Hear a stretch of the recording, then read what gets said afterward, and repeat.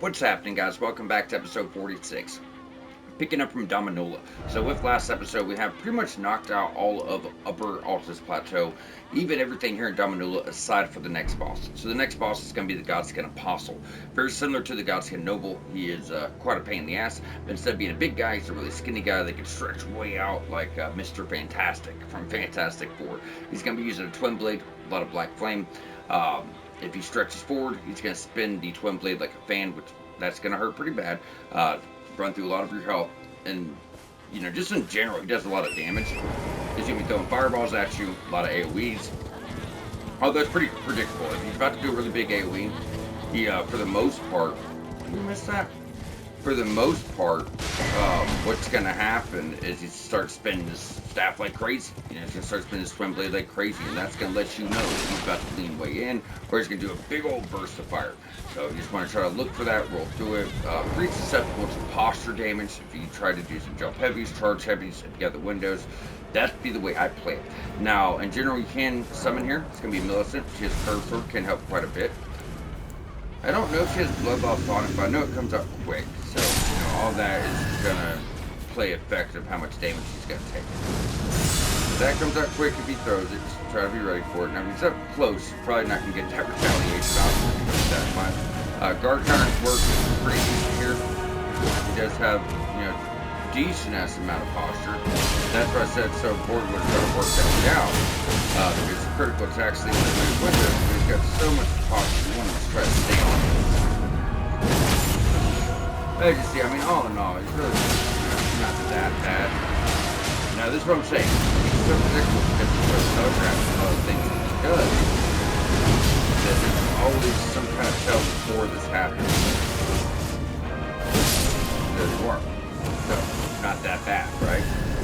And we are going to fight other versions of him later. They're pretty rough, but this being the first time you face him, it's just, it's not too bad. Now, I don't know if that's part of her quest. You have to summon her there. We will. I've never used it before. Been able to complete her quest, but still, just in case. Now, with taking him out, you're going to get two things here. You're going to get an incantation of this Black Flame that definitely will go with her build, give us something to use for a bit. Then the Godskin Pillar, what I would consider to be the best twin blade in the game, unless you're doing Arcane. As far as just regular builds like decks that are going to use these, this one's dope. It looks really unique, and it seems like it would be somber. It comes with Black Flame Tornado, that ability he was doing, very powerful, but you could actually, since this is a basic weapon, you could change the affinity, you could change the extra force. It's one of the most popular bleed weapons. People get two twin blades because of the jump attacks with them, dual-wielding those, and then they'll put blood loss on it, and a lot of people love that. So really cool looking, probably the best looking twin blade for sure. But as far as all your choices, at this point, obviously for arcane builds, that's the best in the game. I consider this to be the second best overall in the base game. But as far as just for quality of decks, probably the best. Gargoyle's not bad either. Then the other two are just like beginner twin blades, if you will. So we're taking him out, even if you did a no-hit run, like I guess we did apparently, or we got our health back. We still want to rest here. And the reason for that is it's going to progress us with Millicent's quest line. We got a new spell, we're going to put that on. You actually got, you can go full in Black Flame here. Let's see if we can show that off. If you go on down, you're going to notice you also have this one too, Noble Presence. Thrust out belly with gusto to unleash repelling shockwave. I don't think it's technically Black Flame damage, but you notice it's a black and white spell, so it's still going with that same class. And I think all that's stating is that if you were to use the Godskin Seal, you'd get a damage boost for it, right? But either way, this one's not bad either. Just try to show it off. I haven't used it too much, but pretty cool. Charge it. So nice AoE, which we haven't had too many of. Not to go with her build. So either way, from here, she's just going to pretty much talk about her sword arm. You got her last episode, and it's going to push her on to your next boss. So if you made her quest this far, if you kill her, you're going to get a really good talisman. They'll boost your damage for dex, because it's going to be with successive attacks, similar to the one you got in the Ernie, but much better. However, if you complete her quest the long way, which we're going to do the hard way, towards the end of the game, you could either choose to side with her or with her enemy for the last invasion with Millicent, and you'll get two better talismans to choose from, and we'll go over that at the time, which actually might be the same one you get for killing her. What I like about it is it gives you 5 levels to dex and then boosts your damage with successive attacks, so it's really good. But I think the The one for helping her is better because instead of the levels, what you get is one that greatly increases attacks that are successive. So, really good item for going to the DLC. You got to remember, when you get to the DLC, it's higher level enemies than there are at the very end of the base game. And even if you're high level, even if your weapons are maxed out, talismans, that's what's going to boost your damage. That's what's going to make you stronger, right? So, items like that are really important. Either way, guys, with that wrapped up, we're going to be jumping on over to Road of Antiquity side path. Only thing left at this point is obviously everything in the capital outskirts, which we will get to. But more importantly, we have one thing left, and that's just right in here. So if you go on down, hold on a second, guys. If you go on down from here, you're gonna get into a wooded area, right? So all we're looking for right away is this tower. This is a puzzle tower. It's actually invisible, but you will see the little stand telling you how to solve the tower. So we're gonna be aiming for that. Now, as far as like items throughout here, there's a few loose loops. You got a rune 3. I think you have like a rune art. Just nothing too crazy. So we're just gonna ride through quickly, get what we see, and then when we go to solve the tower, we'll have to go to here, and then we'll have to go all the way over here anyways. So we're gonna just grab those items when we go. But this is gonna be our main focus. Everything on the left. After that, we'll get into your fight here, all of your ruins, and then finishing up with your tunnel. But for right now, only thing we're concerned about is going straight on out, dropping down to your spirit spring, and 99% of the stuff you're getting here is crafting, just so you guys know. So we're not worried about fighting any enemies that we don't have to fight. We're all doing death flight, and they're just not really going to give you anything. Over on the right, these butterflies are really rare. I picked those up. Now the slugs here have a gimmick too, where they're shooting this slime on you, and what it does, it locks you in place and makes you fat roll. Then the worm faces come up, breathe death blood on you, and it's pretty much over from there. So that would be the biggest thing to be cautious of if I was you guys. Now if you see the bridge or to follow this straight, there should be a broken, like a broken down cart right here. It's probably only one of the real items to know. So go and pick that up, and then we'll just shoot a little bit to the right, drop on down, and go for your tower. There will be a Somber 5 and a Scarab towards the tower, and then a Rune 3. But as far as items, that's all you're really going to get, guys. There it is. So Brewer's Bowery, or whatever the fuck this is called. What's this other grace called? Bower of Bounty, sorry, Brewer's Bowery. That's what I always call it. Bower of Bounty. So once you have that, we're just going to turn around and go straight for a tower.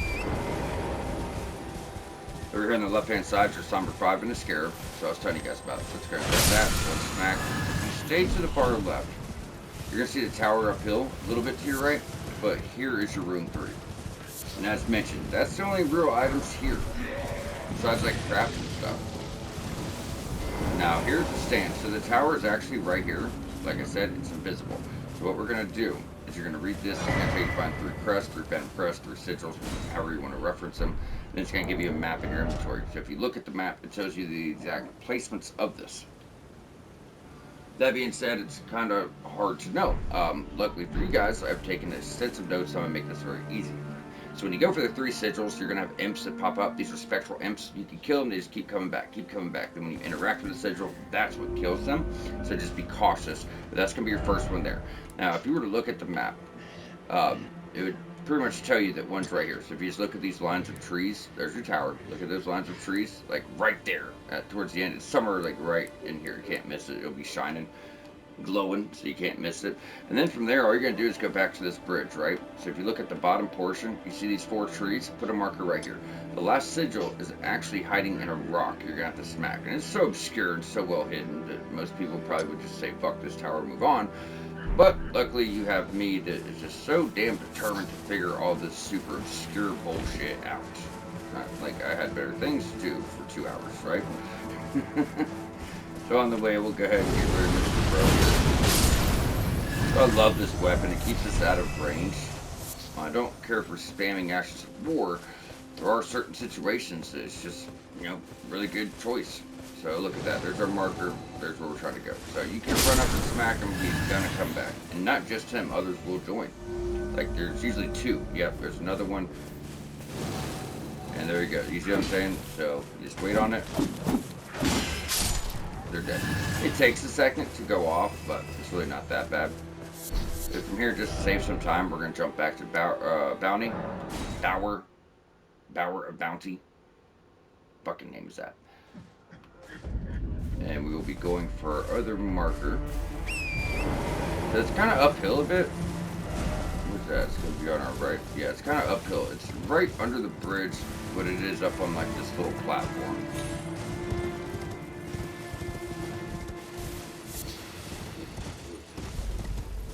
So right here. Boom, there's your rock. So, like I said, it's right in the middle of this forest tree. So that's kind of makes it a little bit easier on you. Now while we're here, there is a few little loose loops. So if you stick to the top, go inside the bridge. On the top portion. Bird bloom. Who gives a shit about?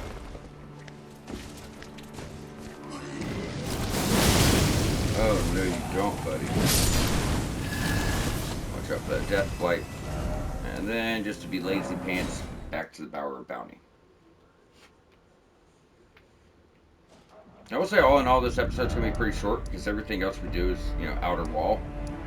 So, like, next episode, we'll start here.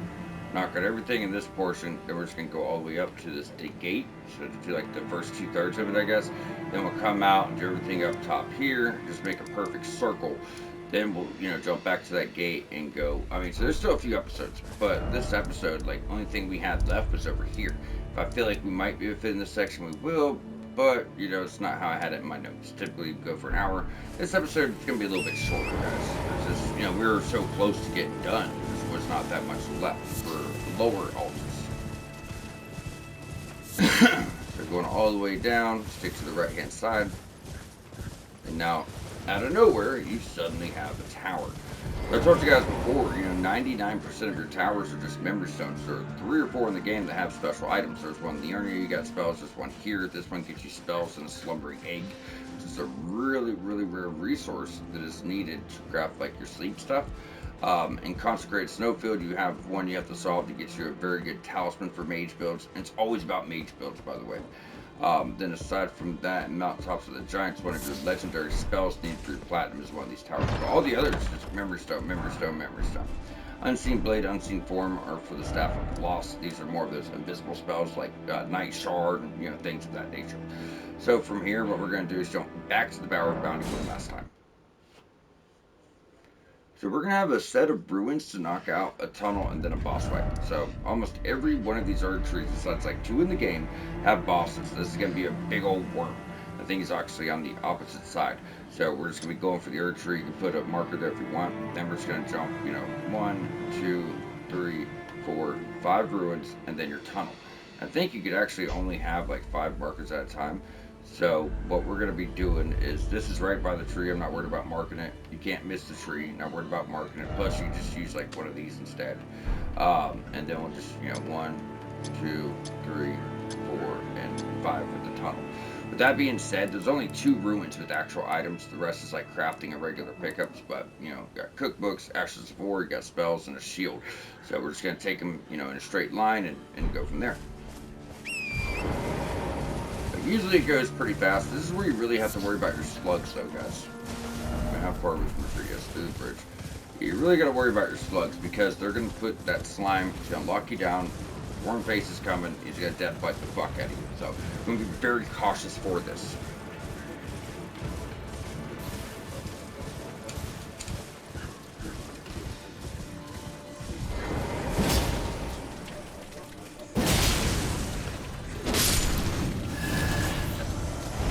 I don't think you can backstab him, or it's just like really rare. Yeah, like it doesn't want to go off.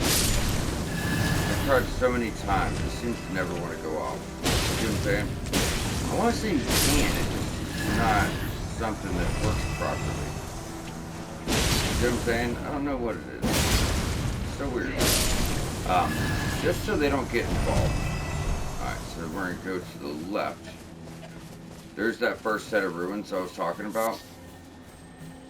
And we'll be as scared with the Ash of War. So way back at the start, we got you that butt slam, Ash of War. This is like golden butt slam. forgot what it's actually called. Golden Ground Slam. They're trying to freshen it up, but that's what it is, butt slam. Now, I was going to do this after the boss, but if that Scarab aggroes, it's going to disappear. So, watch out for your death bite. Slam. Oh, wait, you weren't in one face. It's hard to see. Be careful, you do not want it to be nighttime here. It's late day, sometimes it's hard to tell. Just be cautious. So take him, take a cookbook. Okay, I was going to do this after the boss, but I didn't want him to fade away on us. Nope. If you start seeing your guardians, you're right on. So you see him right there. Now, you guys can use Mimic. This guy's really big, so that means his death bite's going to go much further. He's going to have a decent amount of health. Not for using fire, because he's so weak to it. So our weapon's going to shred, as usual, while we picked it. But I don't think it's really needed. We could just buff up to the max here. It should knock it back with 2 Ashes of War. Just to keep things easy. We don't want to get death blighted right at the end here. So, you guys can fight him regular if you want, but good walk. Even though I'm not going to stay here and fucking spam Ashes of War the whole time. When it comes to those guys, probably it sucks. Usually he's dead by now, but you're not going to be death blighted.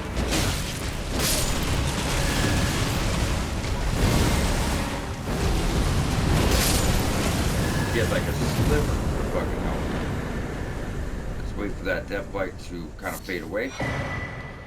Crimson Spill Crystal Tear just makes your health bar bigger, so it's going to give you, probably like 20% more health for a time, like 3 minutes. And then Speckled Heart Tear is kind of like Flame Cleanse Me, where it's going to cleanse all your status effects. And I think on top of that, it also will heal you or just raise your resistances overall, make you take less damage essentially. So once we got that, we're just gonna get our, all of our crafting stuff. We're got our cookbook. We're got our Ash of War. The only thing really left is a spell and a shield. So we're just gonna go straight on down. 1, 2, 3, 4, and then 5 with the cape. So if you ever do get, turned around like we might, just follow those markers in order. As long as you place them in order, you should be able to follow them in order.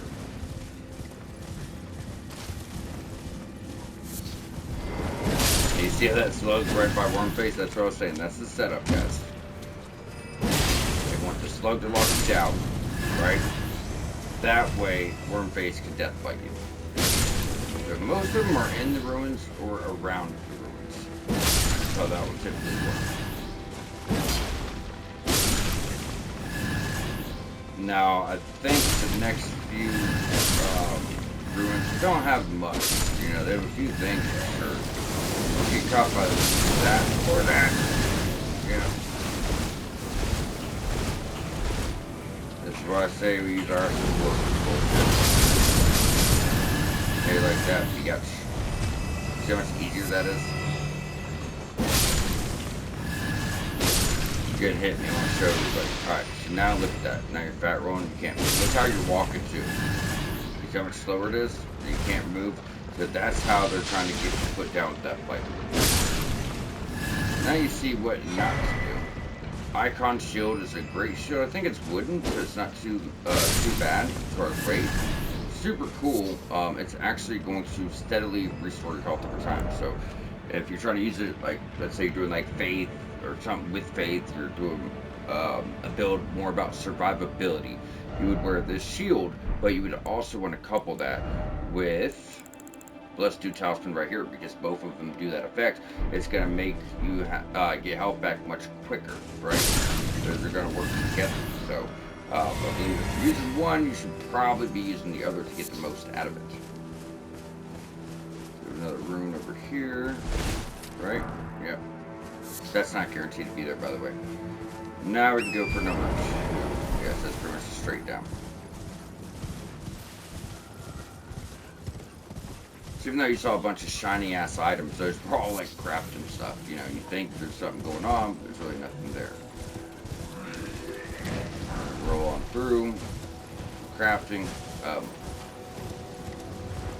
Come on.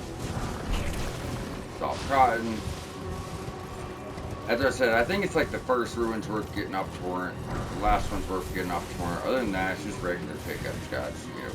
So here is where your spell's gonna be. up somewhat at least. Oh, there we go. That wasn't bad. Go up to your floor, which they may have done for us. We're gonna go all the way down. This is kind of like Force. Force is a spell that just pushes enemies back. That's exactly what that's gonna do.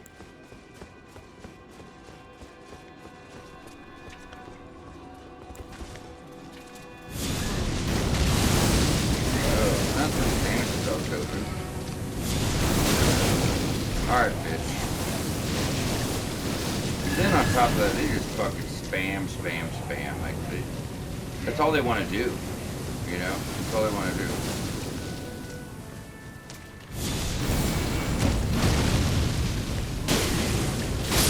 I think that's why I would never do a Pure Faith, though. One spell typically equals the same damage that you would get from one swing of your weapon. Although they look really cool in animation, not doing any more damage. Alright, so now we got that. We're just going straight for a tunnel, which is your number 5. So just follow us around. And you will see the jellyfish, as you typically do. All in all, this tunnel is actually very short. I will say, if you have not followed the walkthrough before you go in this tunnel, make sure you do the Perfumer's Grotto. This is very important. There is an underground area that connects these two. It's like a real big, just open underground hole. And you're kind of going across routes where there's an Estelle casting gravity like meteorites at you. So if you do not do the Perfumer's Grotto first, like we did, what's going to happen is you're going to get knocked off these routes and get killed over and over. It's not going to be a good time. You're going to be fucking miserable. There is no drop-off points here for items. Like I said, we're getting to that point where they're not as rewarding. Grab your grades. So, like I said, for a tunnel, this one's actually pretty short. A few snails, marionettes, miners. That's really it.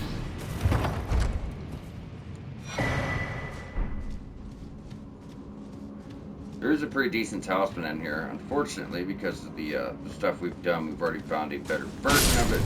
But as far as weight, you have not got past the Great Jars Challenge yet. The Jar Arsenal talisman. This one here is the +1 variant for your weight. So, it does good until you get the best version.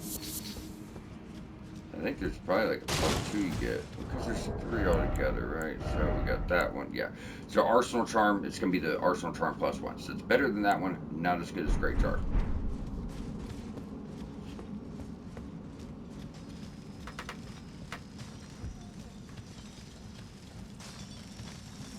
Alright, so going in, the way I will typically try to do this is not even worry about anything down here. I like to take the top path. This is where all the trouble is. These guys don't really fuck with you unless you fuck with them, is the thing. And, you know, Marionette's this fucking spammer, is what he is. All he wants to do is spam spells. He's gonna give you the most trouble. Plus, that way we can kind of just work our way from top to bottom. Makes life much easier. Nope. Usually a marionette, yeah, that's usually one that doesn't follow you, or Avionette, sorry. Not that it did him much good, right? And there, roll on down. Stick to the very far right. If you just go back to that door, now we can just start working our way around. And you could have went this way too, but you wouldn't be getting hit with shit left and right. You know, try to save you guys a hassle. Alright, so you're going to see a little tunnel this way to your right. This is where things get a bit tricky, all in all. So we're going to go in, take a right. Excuse me, get the glintstone, rune. I guess the glintstone may have been a chance drop from him. I got it when I was taking notes, but it may not have been guaranteed. Now from here, what I'll typically do is go down, then up. So middle, bottom, upper path. You'll see why here in a second. You know what, you little dick. I knew it would at least handle you till we get upgrades.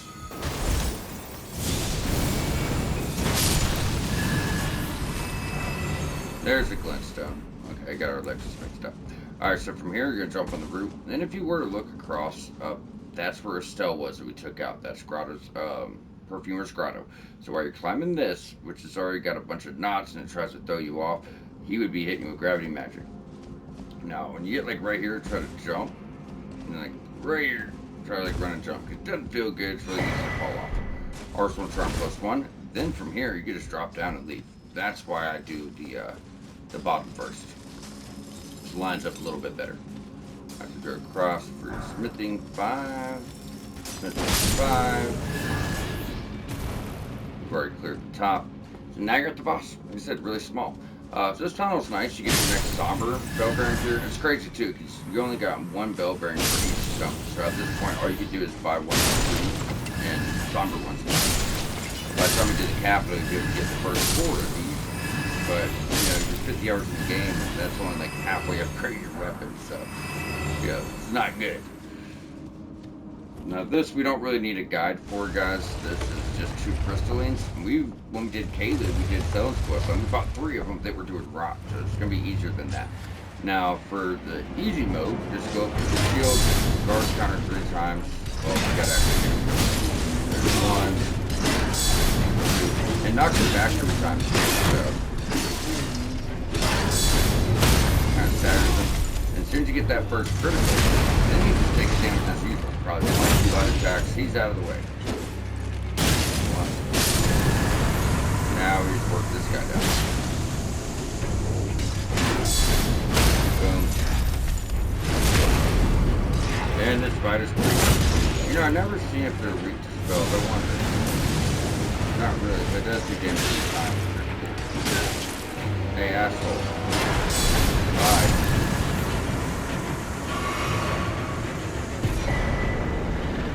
Summerstone, Miner's Bell Bearing 2, baby. Alright, so from here, before we close on out, like I said, it would be a shorter episode. And hold on a second. Let's go remove all these. We don't need those anymore. But let's go and turn in our bell bearings.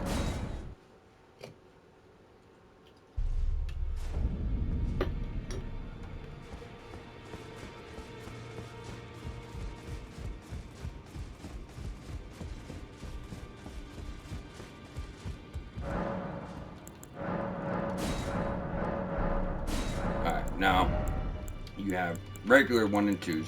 The next one's coming, I think, next episode.